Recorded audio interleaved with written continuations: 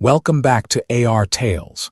In today's story, we explore what happens when a wife ends her marriage through a lawyer and her husband finally treats her exactly like the stranger she has chosen to be.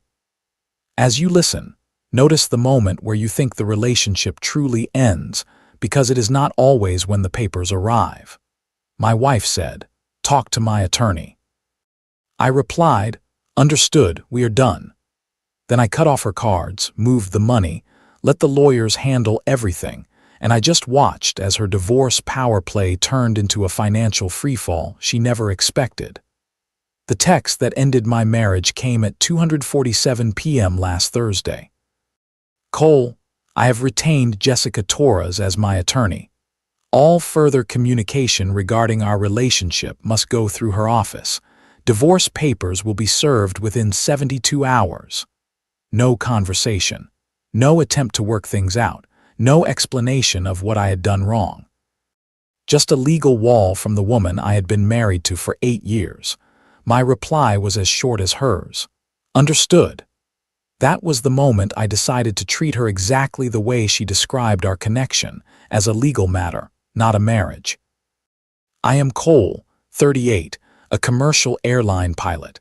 I make around $180,000 a year. My wife, Marin, is 35. She teaches yoga and runs a lifestyle blog that brings in around $800 a month when things are going well. For our entire marriage, I covered about 95% of our expenses. Mortgage, utilities, her car payment, health insurance, credit cards, groceries, everything. She contributed what she could, but her passion projects never really paid the bills. I never resented being the main earner. I believed marriage was a team. I flew and paid the bills, she handled the house and worked around my travel schedule. I thought that balance meant partnership. Looking back, that was the first blind spot. It is easy to confuse financial support with emotional teamwork. Right after that text, I spent an hour on the phone with my attorney, Rita Barnes. She has done family law for 20 years and has seen every trick. "Cole," she said after I explained what happened, "this sounds like someone who wants the power of divorce without the risk. Has Marin talked about divorce before?" She had.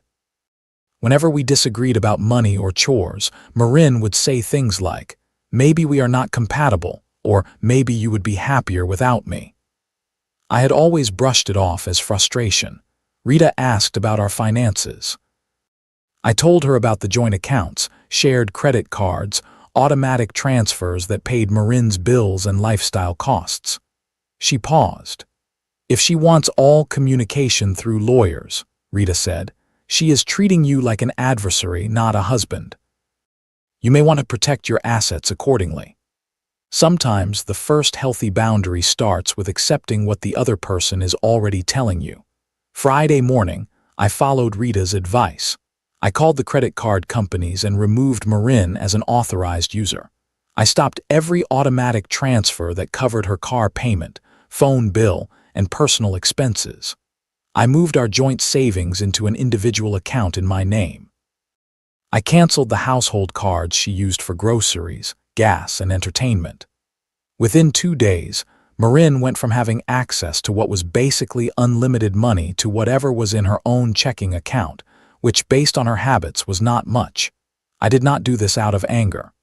I did it because when someone ends a relationship through a lawyer, the relationship benefits end with it. By Saturday evening, my phone was lighting up with calls from Jessica Torres, her attorney. I let them go to voicemail. Sunday morning, Rita called me, half amused. "Cole, you need to hear this," she said. "Jessica called in a panic. Apparently, your wife is having a financial emergency and needs you to restore her credit card access immediately." Financial emergency. That was their term for what happened when the gravy train stopped. "Jessica wants to know if you would consider maintaining financial support during the divorce proceedings," Rita continued. "For humanitarian reasons." Humanitarian reasons. As if I were a charity, not the husband she had just turned into a legal opponent. "Tell her," I said, "that Marin wanted all communication through lawyers. She's getting exactly what she asked for." 4 days after I changed the accounts, Marin still had not contacted me directly. That would break her own rule. but Jessica had called Rita 6 times trying to negotiate some kind of temporary support. According to Rita, Marin had assumed that demanding divorce through an attorney would be a power move. She thought it would put me into panic mode and make me more flexible. She never considered that I might quietly agree. Frank, my captain mentor at the airline, called after he heard I was going through a divorce. His advice was simple. When someone shows you who they are, he said, believe them the first time. Marin had shown me that to her, our marriage was leverage. A legal button to push when she wanted more power, so I handled it as exactly that, a legal matter. The papers arrived that week. I forwarded them to Rita and cleared time to review assets and settlement options. She wanted to end it through legal channels. Legal channels were what she would get. Jessica called Rita again the next day, this time sounding almost desperate. "Rita," she said, "I need to be honest with you. My client has no emergency fund, no available credit, and rent due in 2 days. She is asking if Cole would consider temporary support for humanitarian reasons." Rita asked, "What legal basis does she have for expecting continued support during a separation she initiated?" There was a long pause. "Honestly," Jessica said, "none. In this state, there is no obligation unless the court orders it, but my client assumed Cole would continue paying her expenses during the process." Assumed. That word told the whole story.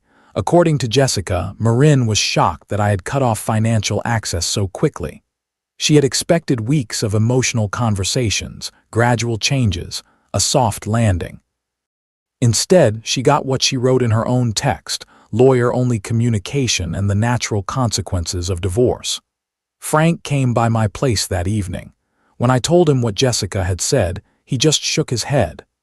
"I have seen this with other guys," he said. "Some wives throw around divorce threats to scare their husbands into compliance. They think the threat will make him change, but when he finally says okay, that card is gone. You cannot unplay it." At this point, any chance of reconciliation was fading. Even if we tried, how do you rebuild trust with someone who turned your marriage into a tactic? Rita called the next morning with another update. "Jessica wants to meet about temporary support arrangements that benefit both parties," she said. Rita's recommendation was clear. "Tell them Marin defined this as a legal matter. If she wants support, she can request it through proper legal channels and court documents. No more assumptions. Settlement leverage only works when the other side is afraid. When the other side is calm and ready for consequences, the leverage disappears." Madison, her sister, texted me later, "Can we just talk and work this out?" I forwarded the message to Rita and reminded Madison that all communication needed to go through the attorneys.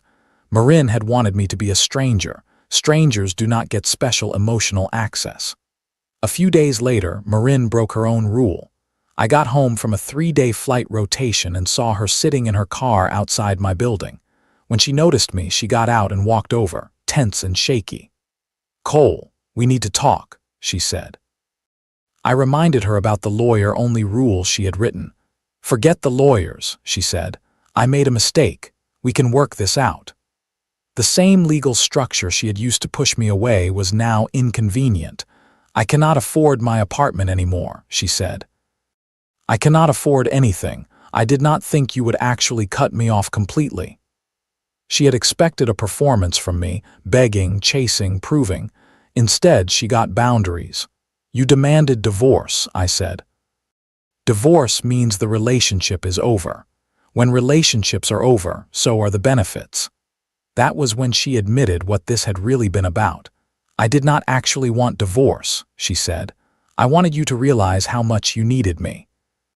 I wanted you to fight for us, to make changes, to negotiate. My friends said threatening divorce would make you more attentive." She had turned legal proceedings into a relationship tool. I asked her what changes she had wanted. "I wanted you to be home more, to prioritize our social life, to consult me before financial decisions. I felt like you treated me like a dependent instead of a partner," she said. She said this while knowing I paid 95% of the bills, and she brought in $800 to a $6,000 monthly household. "I thought if you believed I was serious about leaving," she said, "you would realize you needed to change." The irony was sharp. She had treated me like a bank with feelings attached, then acted shocked when the bank finally closed the account. Later, Madison called again and filled in the rest. "I tried to talk her out of this," Madison said, "but her friends kept telling her that successful men fear losing everything. They told her threatening divorce would make you more compliant. They see marriage as a power game." It was clear now. Marin and her friend group had turned our marriage into a test, not a conversation, not a plan. A test I did not know I was taking. 2 weeks later, Jessica called Rita again. "My client would like to withdraw the divorce petition and try marriage counseling," she said. Rita told her, "Cole will respond through proper legal channels after we review everything." No more emotional shortcuts. If Marin wanted to change course, she had to use the same formal path she had used to start this. By then, I already knew my answer. You cannot build safety with someone who has shown they are willing to drop legal bombs to get their way. 3 months later, the divorce was final. Rita did a careful job. I kept the house, my retirement accounts, and most assets I had earned before and during the marriage. Marin received limited alimony for 2 years, enough to help her adjust, but far from the lifestyle I had funded. The most satisfying part was not financial. It was the silence. My monthly expenses dropped by about 60%. Turns out that Marin's modest lifestyle had been costing almost $3,000 extra each month. Restaurant meals, spa days, boutique clothes, premium gyms, weekend trips, all of it had been stacked on my income. I sold the house and bought a smaller place closer to the airport. I upgraded my truck. I still had more money left over than I had seen in years. For the first time in a decade, my bank account reflected my choices, not someone else's expectations. Rita and I actually became friends through the process. "Cole," she said during one of our last meetings, "you were not a husband to Marin. You were a financial resource she happened to be married to." It hurt to hear. It also felt true. About 4 months after the divorce, I started dating again. I met Alina at a regional aviation conference. She is also a pilot. The difference was obvious from the first few weeks. When we go out, she pays for her own meals or we split the check. When she wants something for her place, she buys it. When we plan trips, she covers her share and helps coordinate. With her, life feels like collaboration, not sponsorship. Madison still gives me occasional updates on Marin, even though I do not ask. The retail job Marin took turned into a management role. She is living with a roommate now, driving an older car and learning how to budget for the first time in her adult life. This whole experience taught her that threatening to leave does not always make someone chase you, Madison said. Sometimes it just shows them how much easier their life is without you. Her old friend group, the ones who told her to weaponize divorce, have mostly drifted away.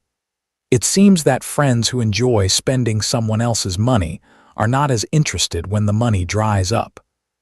What I feel now, more than anything, is the absence of pressure. No more wondering how high the credit card bill will be. No more feeling guilty for wanting to save. No more living under the threat of legal drama every time we disagree. Alina and I are planning a trip to Europe next summer. We are each saving our own money, working around our schedules, building something together rather than one of us carrying the full weight. That is what partnership looks like to me now. 2 people, both contributing, both respecting the risk and effort the other brings. Frank came by last week with news that another pilot friend had gone through something similar. Stories travel fast in our line of work. "Your story is becoming a warning," Frank said. A reminder that legal threats and financial manipulation have consequences. I never set out to be a cautionary tale. But if my experience helps someone else recognize financial abuse dressed up as marriage, then some good came out of it. Marin taught me that when someone treats you like a stranger, you should believe them and respond in kind. Alina is teaching me what it feels like when someone treats you like a true partner. The difference is life-changing. Here are the lessons I have taken from all of this. Lesson 1. When someone chooses lawyers before conversation, believe them. They are telling you how they see the relationship. Lesson 2. Financial support in a relationship is a privilege built on mutual respect, not a right that can be demanded through threats. Lesson 3. Divorce, or the threat of it, is not a communication tool. Once you play that card, you cannot pretend it did not happen. Lesson 4. Boundaries are not punishment. They are simply the line between what you will and will not carry for someone who does not value you. Lesson 5. A real partner brings something to the table, whether it is money, effort, or shared responsibility, instead of just consuming what you build. Lesson 6. The people who tell you to use nuclear options in relationships rarely stay to help you clean up the fallout. What about you? If your spouse sent you a text demanding all communication go through lawyers, how would you respond? And have you ever seen someone use legal or financial threats to control a relationship? Share your thoughts and stories in the comments.